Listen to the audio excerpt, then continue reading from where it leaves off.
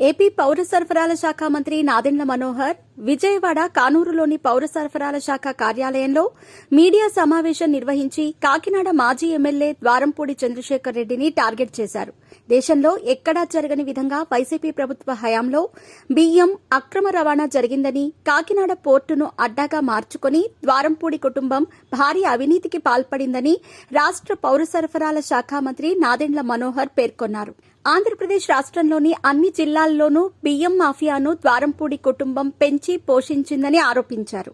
కాకినాడ కేంద్రంగా రేషన్ బియ్యం అక్రమ ఎగుమతుల అంశంపైన పూర్తి స్థాయిలో దృష్టి సారించామని ఆయన పేర్కొన్నారు.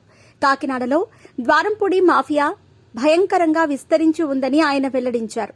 తనిఖీల సందర్భంగా ఒక్క కాకినాడ పోర్టులోనే 35,404 మెట్రిక్ టన్నుల బియ్యాన్ని సీజ్ చేశామని మంత్రి నాదెండ్ల పేర్కొన్నారు. వారం రోజుల్లోనే 159 కోట్ల రూపాయల విలువైన బియ్యాన్ని సీజ్ చేశామని పేర్కొన్నారు. పేదల పొట్టకొట్టి కోట్లు దండుకున్న ఏ ఒక్కరినీ వదిలే ప్రసక్తే లేదని, వ్యవస్థ ప్రక్షాళన జరిగే వరకు తనిఖీలు చేస్తూనే ఉంటామని మంత్రి తేల్చి చెప్పారు.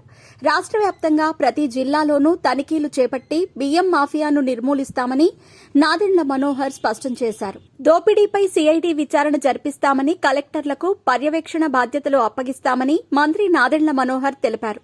రేషన్ మాఫియాపై ఉక్కుపాదం మోపుతామని మంత్రి స్పష్టం చేశారు. మొన్నటికి మొన్న కాకినాడ జిల్లాలో పర్యటించిన మంత్రి నాదెండ్ల మనోహర్ యాంకరేజ్ పోర్ట్ గోదాములను పరిశీలించారు.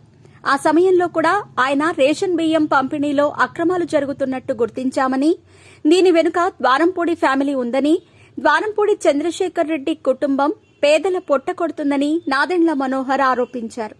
మంత్రిగా బాధ్యతలు చేపట్టిన నాటి నుంచి ప్రధానంగా ద్వారంపూడి చంద్రశేఖర్ రెడ్డిని లక్ష్యంగా చేసుకున్న మంత్రి నాదెండ్ల మనోహర్ ద్వారంపూడికి చుక్కలు చూపించటం పక్కా అంటున్నారు.